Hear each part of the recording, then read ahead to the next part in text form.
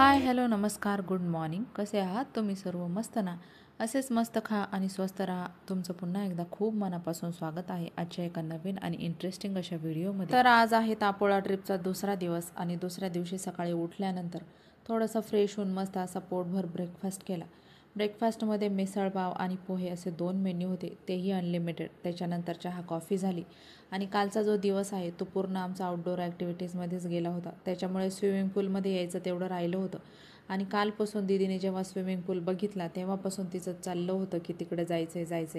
पण काल जे वातावरण होतं ते थोडंसं ढगाळ होतं आणि खूप थंडावा होता वातावरणात. त्याच्यामुळे काल आम्ही स्विमिंग पूलमध्ये जायचं टाळलं. आज सकाळी उठल्यानंतर बऱ्यापैकी ऊन पडलं होतं, त्याच्यामुळे आम्ही स्विमिंगचा पुरेपूर आनंद घेतला. आज 10:30 वाजता आम्हाला चेकआउट करायचं होतं. त्याच्यामुळे ब्रेकफास्ट करून झाल्यानंतर स्विमिंग पूलमध्ये थोडा टाईम स्पेंड करायचा आणि त्याच्यानंतर आवरून लगेचच पुढच्या प्रवासाला सुरुवात करायची असं आमचं ठरलं होतं. पण एकदा स्विमिंग पूलमध्ये गेल्यानंतर वेळ कसा आणि कुठे गेला हे आम्हाला समजलंच नाही आणि बघता बघता 12 वाजले. पण असो, ही जी ट्रिप आहे ती आम्ही खूप निवांतपणे एन्जॉय केली. कसली घाई नाही, कसलं टेन्शन नाही. त्याच्यामुळे प्रत्येक गोष्टीचा बारीक बारीक आनंद जो आहे तो आम्हाला घेता आला. तापोला हे जे डेस्टिनेशन आहे ते उन्हाळ्यात फिरण्यासाठी एकदम बेस्ट आहे असं मी म्हणेन, कारण लोकेशन तेवढं जबरदस्त आहे. खरं तर ऑक्टोबर टू फेब्रुवारी हा जो पिरियड आहे हा बेस्ट आहे इथे व्हिजिट करण्यासाठी असे तिथले लोक म्हणत होते. पण आतासुद्धा इथलं वातावरण जे आहे ते एक नंबर होतं. आम्ही जिथे स्टे केला होता ते हॉटेलसुद्धा खूप छान लोकेशनवर होतं. तिथून व्ह्यू पण खूप छान होता, जेवण पण छान होतं. शिवाय इथला स्टाफसुद्धा खूप हेल्पफुल होता. त्यांना कधीही काही काम सांगितलं तरी ते काम करण्यासाठी हजरच असायचे.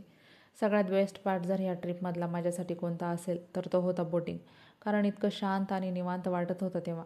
आणि मी तर म्हणते करायला पाहिजे तशा ट्रिप प्लॅन खरं तर आपण कधीतरी, कारण मग तेवढीच रिफ्रेशमेंट मिळते. नाहीतर आपण आपल्या रोजच्या रुटीनमध्ये इतके व्यस्त असतो की बस. मुलांना तर स्विमिंग पूलमध्ये इतकी मजा येत होती की ते बाहेर निघायचं नावच घेत नव्हते. पण टाईम लिमिट असल्यामुळे आम्हाला कसं तरी त्यांना बाहेर काढावंच लागलं.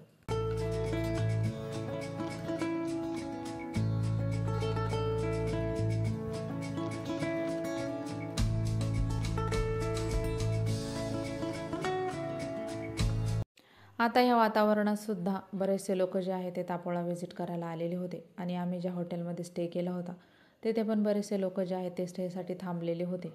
फायनली 12:30 वाजता चेकआउट करून आम्ही पुढच्या प्रवासाला सुरुवात केली आणि आमचा पुढचा जो प्रवास आहे तो महाबळेश्वरसाठीचा होता आणि जे की तापोळ्यापासून 1 तासाच्या अंतरावर आहे. तिथे जे मॅप्रो गार्डन आहे ते आम्हाला एक्सप्लोअर करायचं होतं. पण महाबळेश्वर आणि तापोळा यांच्यामध्ये हे एक जो शिवसागर हा जो पॉईंट आहे तिथे पण आम्ही थोडा वेळ थांबलो होतो. तिथे पण बऱ्याच लोकांची गर्दी आम्हाला जाताना दिसली. खरं तर त्यांना पाहूनच आम्ही तिथे थांबलो आणि तिथे थांबल्यावरच आम्हाला इथे हा पॉईंट आहे हे समजलं.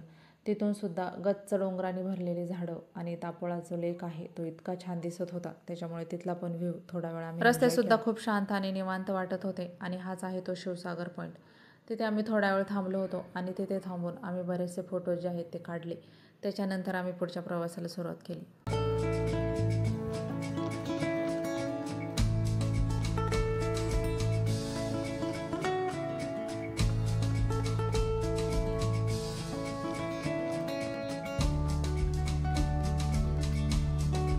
फायनली 1 तासाच्या प्रवासानंतर आम्ही महाबळेश्वरमध्ये पोहोचलो. तिथेसुद्धा हॉर्स रायडिंग, बोटिंग ह्या साऱ्या ॲक्टिव्हिटीज होत्या.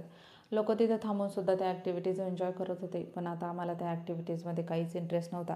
त्याच्यामुळे आम्ही सरळ मॅप्रो गार्डनमध्ये जाऊन पोहोचलो.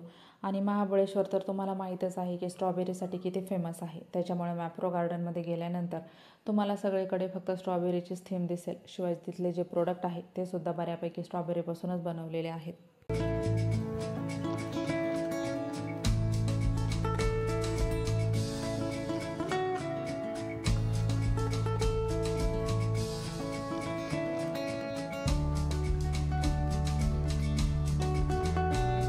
गार्डनमध्ये आल्यानंतर पहिल्यांदा आम्ही पेटपूजा करायला गेलो, कारण खूप भूक लागलेली होती आणि इथे खाण्यासाठी फक्त फास्ट फूडच मिळतं, जसं की पिझ्झा, सँडविच वगैरे. इथल्या आईस्क्रीमबद्दल खूप ऐकलं होतं खरं तर, पण ती पण ठीकठाकच होती. फक्त स्ट्रॉबेरी आणि व्हिपिंग क्रीम याचंच कॉम्बिनेशन होतं आणि खरं तर या फास्ट फूडचंच इथे जास्त क्रेज आहे असं मला वाटतं. कारण बाकी स्ट्रॉबेरीपासून बनवलेले प्रोडक्ट्स असतील किंवा इतर काही फ्रूट्सपासून बनवलेले प्रोडक्ट्स असतील तर ते आपण बाहेर मार्केटमधून पण घेऊ शकतो. हा फक्त थोड्याफार ऑफर्स वगैरे इथे चालू असतात. गार्डन तसं खूप मोठं आणि छान पण आहे. खूप वेगवेगळ्या प्रकारचे शोच्या आणि फुलांची झाडं पण आहेत. पूर्ण गार्डन जे आहे ते झाडांनीच भरलेलं आहे. लहानांपासून मोठ्यांपर्यंत सगळ्यांसाठीच खूप सारे गेम्स जे आहेत ते इथे आहेत. पण त्यासाठी वेगवेगळे कुपन्स घ्यावे लागतात. पण ह्या गोष्टी आपण खरंच इथे एन्जॉय करू शकतो. फोटोज वगैरे काढण्यासाठी सुद्धा खूप सारे पॉईंट्स आहेत. गार्डनच्या चारही बाजूने मस्त अशी स्ट्रॉबेरीची शेती आहे आणि गार्डनच्या बाहेरच स्ट्रॉबेरी आणि मलबेरीचे स्टॉल्स वगैरे जे आहेत ते लागलेले असतात.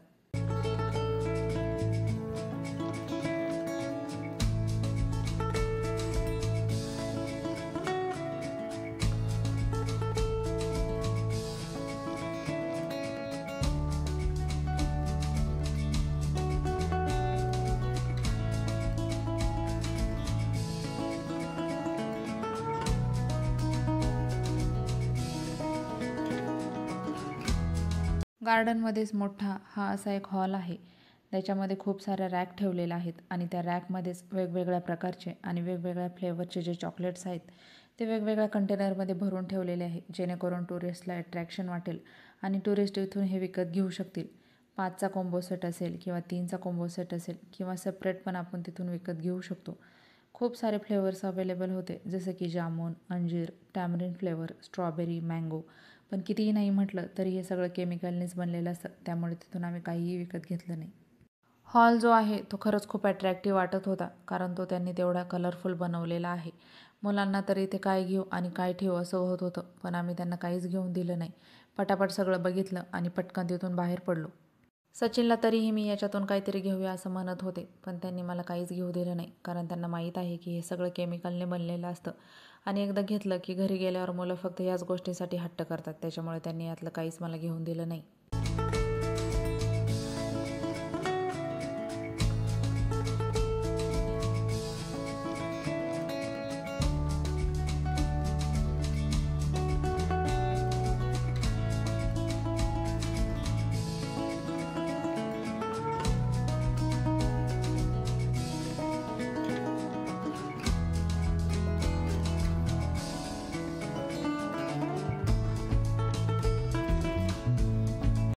गार्डनमध्येच अजून असाच एक मोठा हॉल आहे. तिथे पण खूप साऱ्या रॅक ठेवलेल्या आहेत, पण त्यामध्ये वेगवेगळ्या प्रकारचे ज्यूस जे आहेत त्याचे प्रेमिक्स ठेवलेले आहेत आणि त्याचं टेस्टिंगसुद्धा ते आपल्याला इथे करायला देतात, जेणेकरून तो फ्लेवर जर आपल्याला आवडला तर त्याची पूर्ण बॉटल आपण इथून विकत घेऊ शकतो. आम्ही पण खूप सारे ज्यूस इथे ट्राय केले. त्यातला ग्रीन ॲपल आणि गुआवा हे जे फ्लेवर्स आहेत ते खरंच खूप छान होते, पण तरीही मला ते घरी घ्यायचे नव्हते, कारण कितीही नाही म्हटलं तरी पुन्हा ते केमिकलच आलं. म्हणून म्हटलं जे काय ट्राय करायचं ते इथेच करूया, पण घरी घ्यायचं नाही, कारण घरी घेतलं तर मुलं दिवसभर तेच मागत राहणार. म्हणून मुलांनासुद्धा जे काय ट्राय करायचं ते मी इथेच करायला दिलं आणि अनलिमिटेड टेस्टिंग असते इथे. मी तर ग्रीन ॲपल 7-8 वेळा इथे टेस्ट केला, पण फायनली फक्त टॅमरिन फ्लेवरचे जे चॉकलेट्स असतात तेच घेऊन आम्ही तिथून बाहेर पडलो. गार्डन जे आहे ते बऱ्यापैकी मोठं आहे आणि पूर्णच गार्डन एक्सप्लोअर करायला निदान 1-1.5 तास तरी लागतो. मॅप्रोच्या या गार्डनमध्ये सगळ्याच सेक्शनमध्ये लोकांची भरपूर अशी गर्दी होती आणि लोक अगदी वेड्यासारखे सगळ्याच गोष्टी विकत घेत होते. पण मला काही त्या गोष्टींबद्दल एवढं काही अट्रॅक्शन वाटत नव्हतं, कारण ह्या सगळ्या ज्या गोष्टी आहेत त्या बाहेर मार्केटमध्ये पण बऱ्यापैकी आपल्याला मिळून जातात. त्याच्यामुळे जास्त काही घेण्याची इच्छा मला वाटत नव्हती.